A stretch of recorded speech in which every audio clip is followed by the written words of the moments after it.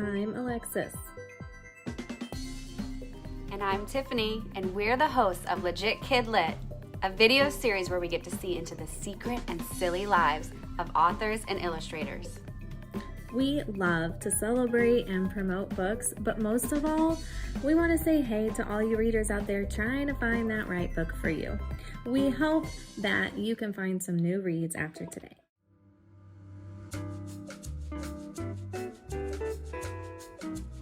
Hello, Legit KidLit friends. We have a very special draw-off episode. Who are we kidding? They're all special. But we have some very amazing KidLit creators who are so excited to face our wheel of topics and draw on the spot. I am here. I am ready. Good morning, everybody. Doing my hand exercises. Warming up. Doing my brain exercises. Drinking coffee. We encourage as much extra doodling as is humanly possible. All the doodles. We are excited to have you all here with us today for this fun and silly special. We'd love for each of you to introduce yourself and describe a book you've written or illustrated in just 5 words. Hi, I can go. Kevin Sylvester. I wrote and illustrated this book called Gargantua Jr. Defender of Earth. Here, I'll hold it like that too. Godzilla Monster Has a Kid. Hi, I'm Veronica Jones. I'm a author, illustrator, and my most recent book, I illustrated March with Marsha, and I did not come up with a good description, but I do have 5 words. Change, movement, kaleidoscope, vibrant, and colorful. Those are some good words.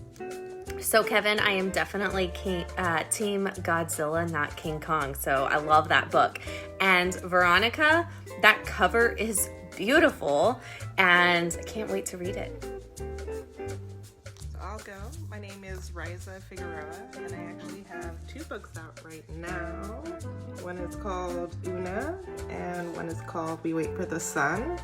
And it's hard to condense these down into 5 words, but I guess mermaid with the big old afro, and blackberries are for sunrise, Grandma. Yeah, we already know who's winning this draw. Hard agree there. Before we move on, we would love to hear if you have any funny stories or some funny jokes that you'd like to share with the group. That's a tough one. My jokes tend to be situational in my books. So, I know, I got one from this book, which I wrote with my kid Basil, called The Fabulous Zed Watson. And they eat a lot of ice cream. And at one point, Zed loves like colorful ice cream, and Gabe, who's their friend, loves really boring ice cream.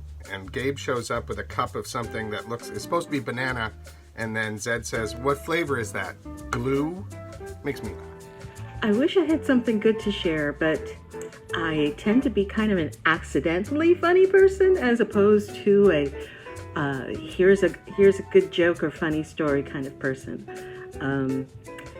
But I'm eager to hear what everybody else has to share. I have to second that too. Yeah, I'm trying to think. I'm also kind of just a situational funny, I think. I like to think I'm funny. I don't know. But something that has happened to me before, that I laugh now, but it was terrifying. My mom loved to play jokes and to scare me. And to give me my phone when I was like 16, I think, or my first phone, she hid under my bed while I was sleeping and scratched on the mattress with her nails, because she always had really long nails, and scratched on the mattress. And so then I woke up and was like, oh my God, what is happening? And like ran to the edge of my bed and like tried to peek under, and then she lifted up the mattress and it was like banging on me. And yeah, probably almost peed my pants. So my mom, not the good jokes, the heart attack jokes. But the jokes that you will remember for the rest of your life. And that I might do on my own daughter. Scaring it forward, I believe that is. Scaring it forward, yes. That is hilarious. I love that. It does remind me of the time that my husband and I decided to buy a life-size plastic skeleton for Halloween, and we knew that our daughter, who was like 12 at the time, would love it. So what we did was we decided to put it in her room when she was in the bathroom and hide it in her bed under the covers, so that when she would come in, we would sneak up behind her, and as she drew back the covers, we just kind of both went boo at her, and she might have jumped high enough to touch the ceiling. That's awesome.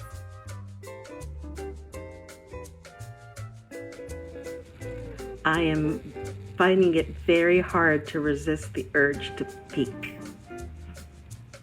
I was thinking the same thing, and I totally just wrote what I was drawing instead of drawing. I accidentally did already. But I was pretty much done. I was just trying to draw my dog's face. And I feel like that's pretty good for not looking, right? Yeah. I don't know if what I'm drawing is actually something that it makes me laugh, or I will laugh when I see it. Raisa, I think you and I are on the same wavelength, because I also drew my dog, and I would say that yours was much more successful than mine. Yeah. Well, clearly we all like animals. I drew a chicken. I kind of like chickens. They make me laugh. The word is funny. I think that's supposed to be like a silo and a barn in behind. But anyway, there you go. There's my chicken. Kevin! Is that Veronica? Is that his tongue hanging out? That's adorable. Okay, so here's mine. I did not go with animals. I did a book, and my husband, who has not had a haircut and has not done the quarantine haircut, but he goes Monday actually to get his first haircut in a year, because it's way too thick and long for the summer, and that's my daughter.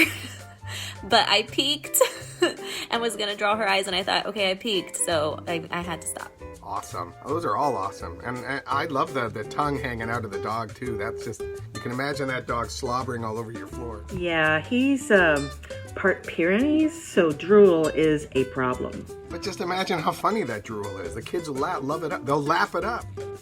Agreed, kids would find it very funny. Less funny to clean it up, though. Just so you know, you can always avoid pandemic haircuts by just wearing many, many baseball hats. Those are always so good, and with their eyes closed. I cannot believe that. I guess we are all warmed up and ready to go to our Wheel of Topics.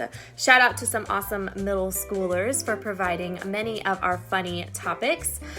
Quick reminder that we have 2 wheels that will select topics, and you will draw something that combines both topics in just 5 minutes. Viewers, please join in on the fun and post and tag us on Insta or Twitter. The first topic is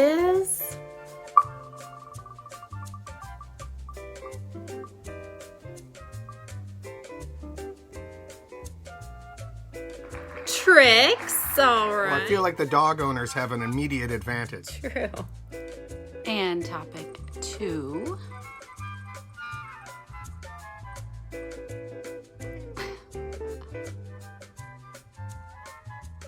Okay, Jack in the Box. Those are terrifying. Ready. Hat number 4, drawing hand. It's very hard not to be literal. You and me both.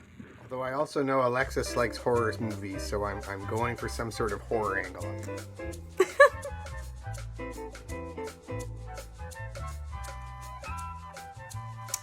I am rethinking using a pen. But I drew the Jack in the Box man and a dog sitting. They're doing a trick.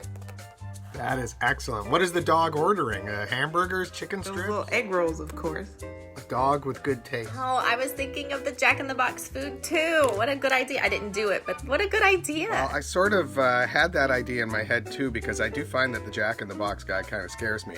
But I went with something more literal, which is sort of like a Chucky-inspired Jack in the Box jumping out with a knife, looking like it's going to kill, yelling trick like you would on Halloween. And there's me, the cartoonist, going, wait, what have I done? That's so awesome. It just struck me that it's sort of like a Pandora's Jack in the Box. Trademark. I didn't have anything nearly as good. I have a Jack-in-the-Box with a clown, which is terrifying. And, well, this kid thinks so too. But that's excellent. You could see that in a book. That's really well done. Yeah, seriously, those are all amazing and only good vibes here and positive vibes because you all are spectacular. So great job, everyone. All right, let's go to round 2. What will the wheel choose for you? I'm a poet. Ooh, hot pepper. I feel like that's a good dog name. Especially a dog that might eat at, say, Jack in the Box. I totally agree. Okay, hot pepper and blindfold. These are interesting. Weirdly, they kind of go together. Yeah, I already imagine like the mean friend who's like, no, give it a try. It's a banana on it. Wait, I have to change hats again. Ready.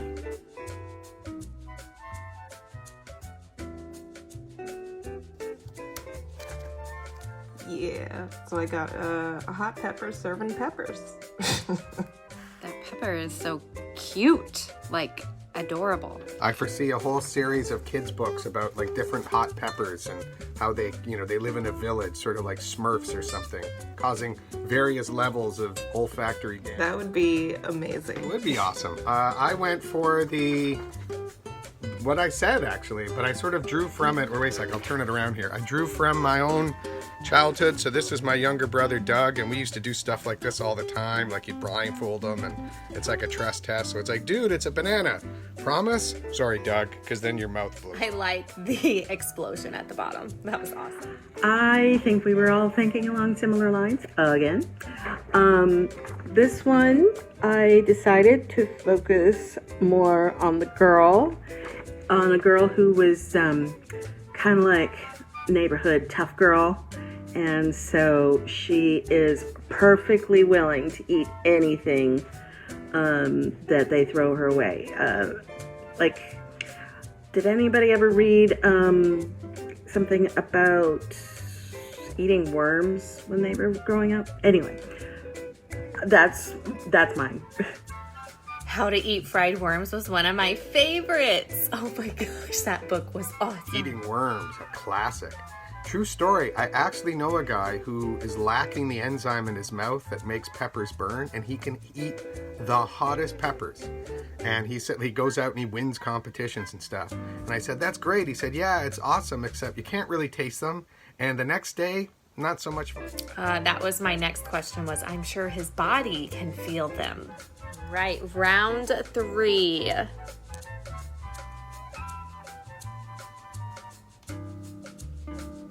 Let's see.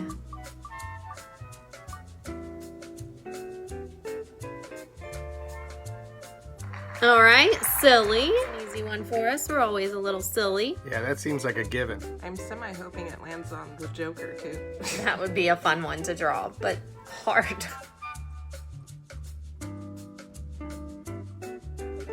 All right, court jester. Oh, that's funny.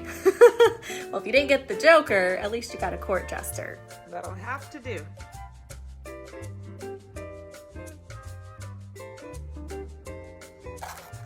So here's my silly court jester. I love how every one of Rise's characters looks like totally you could just see a book, boom, right out of it. Same with Veronica's. I don't know. They look a little bit like editorial. Yeah, but they're so good. Golly. So I went with, there's a Norman Rockwell drawing, which I can probably go find from one of my books, where it's like a court jester who's looking at a puppet of himself and he's very sad. And I started to draw something like that.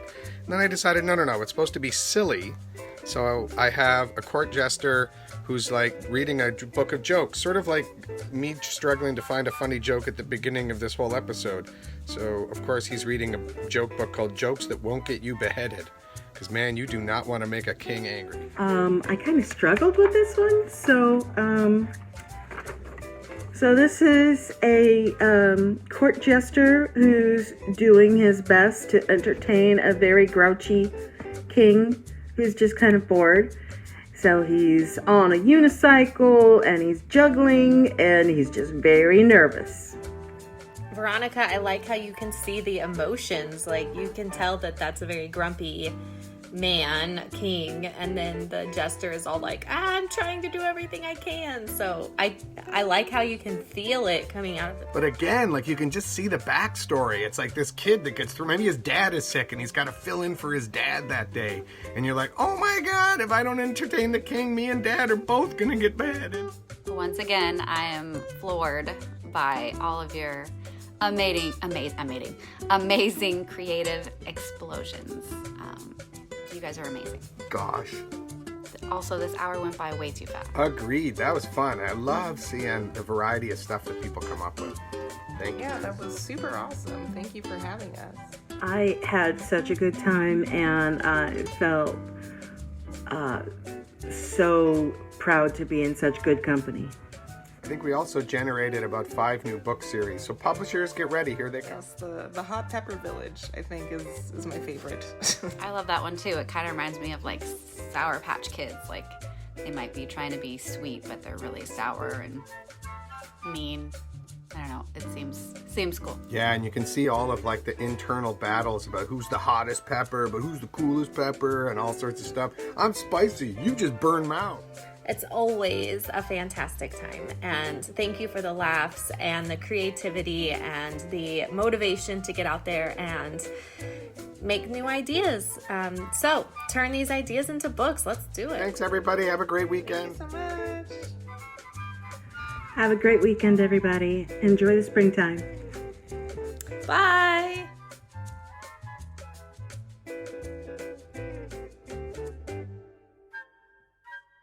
Don't forget to like and subscribe, and head over to our Twitter and Insta for a giveaway.